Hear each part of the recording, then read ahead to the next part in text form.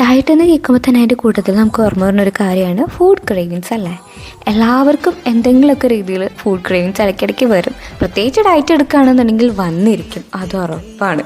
ഇപ്പം ഞാൻ ദേ പുറത്തേക്ക് പോകാൻ നിന്നപ്പോൾ എനിക്ക് പെട്ടെന്ന് എന്തെങ്കിലുമൊക്കെ ഒരു കഴിക്കണം എന്നുള്ളൊരു തോന്നൽ. അങ്ങനെ ഇന്നതെന്നൊന്നുമില്ല കേട്ടോ.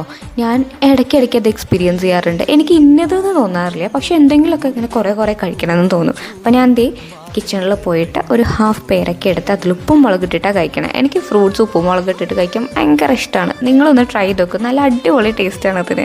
ഞാൻ പേരയ്ക്ക മാത്രമല്ല, ചാമ്പയ്ക്കയും പൈനാപ്പിളും അങ്ങനെ ഓറഞ്ചും ഒക്കെ ഉപ്പും മുളക് ഇട്ട് കഴിക്കും. അതാകുമ്പോൾ മധുരവും ഉണ്ട്, അതുപോലെ തന്നെ ഒരു എരിവും ഉണ്ട്, എല്ലാം ഉണ്ട്, എല്ലാ ഇതിലുണ്ട്. അങ്ങനെ ലിപ്സ്റ്റിക്ക് പോകാണ്ടിരിക്കാൻ വേണ്ടിയിട്ട് കഷ്ടപ്പെട്ടാണ് ഞാൻ കഴിച്ചുകൊണ്ടിരിക്കുന്നത്. എന്നാലും കഴിക്കും. ക്രേവിങ്സ് ആണല്ലോ മുഖ്യം. നമ്മൾ മേക്കപ്പ് ഇട്ട കാര്യം ക്രേവിങ്സിന് അറിയില്ലല്ലോ. അപ്പോൾ പിന്നെ എന്തായാലും പതുക്കെ കഴിച്ചു. ഞാൻ ദേ ഒരു ഡ്രസ്സ് എടുത്തത് മാറ്റാൻ വേണ്ടിയിട്ട് പോവാണ്. അവിടെ നിന്ന് 100